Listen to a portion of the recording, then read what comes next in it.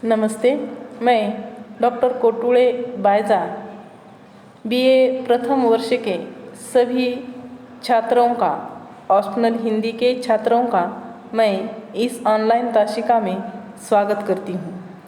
इसके पहले ताशिका में हमने होरी नाटक प्रेमचंद, जिसका नाट्य रूपांतर किया है विष्णु प्रभाकर ने, उनका परिचय देख लिया है।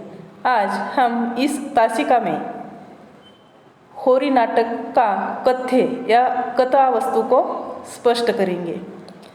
सबसे पहले ये नाटक उपन्यास सम्राट प्रेमचंद की अमर कृति गोदान उपन्यास की नाट्य प्रस्तुति है होरी, जिसमें विष्णु प्रभाकर जी ने बड़ी खूबी से नाटक में रूपांतरित किया है।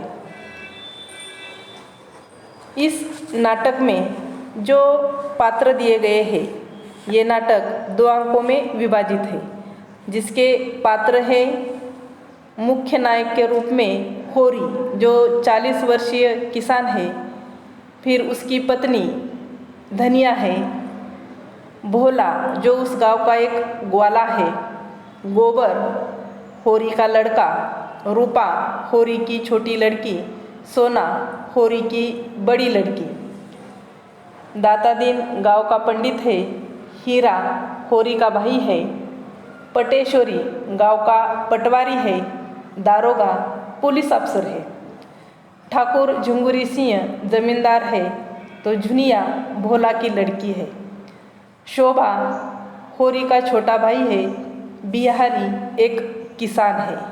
इसके अतिरिक्त मजदूर, युवक व बच्चे आदि पात्र भी सम्मिलित किए गए हैं। ये होरी नाटक 2 अंकों में विभाजित है। जो प्रेमचंद ने अपने साहित्य में ग्रामीण जीवन और ग्राम्य संस्कृति का सर्वाधिक प्रामाणिक चित्रण किया है। प्रस्तुत नाटक में आधुनिक भारतीय किसान जीवन का एक दर्पण है, जिसमें कृषक जीवन की विसंगतियां चित्रित की गई है। मूल उपन्यास कथा से प्रस्तुत नाटक में केवल ग्राम कथा को ही लिया गया है। होरी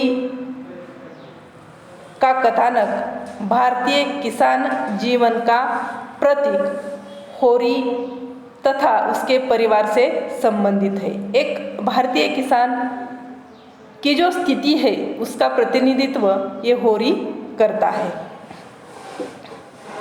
किंतु साथ ही वह गांव के महाजनों, पंडित, जमींदार आदि से भी जुड़ा हुआ है। प्रतीक होकर गांव में जो ये पंडित है, जमींदार है, महाजनों है, उनसे भी ये होरी क्या हुआ है, जुड़ा हुआ है। इसके पहले बताया मैंने कि होरी नाटक की कथा वस्तु 2 अंकों में विभाजित है। इसकी कथा एक कथ्यात्मक स्तर पर संगठित हुई है। नाटक के आरंभ में ही होरी और उसके परिवार की आर्थिक स्थिति, कठिनाइयाँ और दरिद्रता का परिचय मिलता है। किसानों पर जमींदार और महाजन आदि के अत्याचार तथा उनके प्रति किसानों की मनोभावना का संकेत भी मिलता है।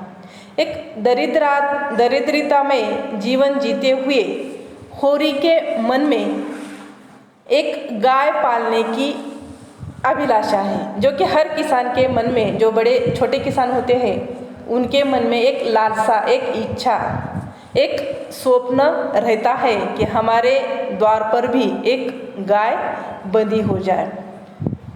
इसीलिए होरी ग्वाला भोला की भूसे की परेशानी देखकर होरी उसे अपना महाजनों से, देखो, उसे अपने महाजनों से छिपाकर रखा भूसा देता है ग्वाला को, जो उस गांव का एक ग्वाला है। ग्वाला मतलब गाय चराने वाला व्यक्ति। तो उसको ये होरी क्या करता है, एक महाजनों से छिपाकर, मतलब जो छोटे किसान हैं, उन किसानों का भूसा भी ये महाजन गांव के क्या करते हैं, लेकर चल देते हैं। लेकिन होरी ने क्या किया है, उनसे छिपाकर कुछ भूसा रखा हुआ है और वो भूसा वह भोला को दे देता है। और साथ ही विधुर भोला के लिए होरी सगाई की बात भी करता है, ताकि भोला के लिए ये होरी एक लड़की देखने के भी उसके मन में एक लालसा जगा देता है, क्योंकि भोला विदुर है, उसकी पत्नी मर चुकी है और वो दूसरी शादी करना चाहता है। इसलिए होरी क्या करता है, उसके मन में दूसरी शादी करने के लिए लालसा जगाता है।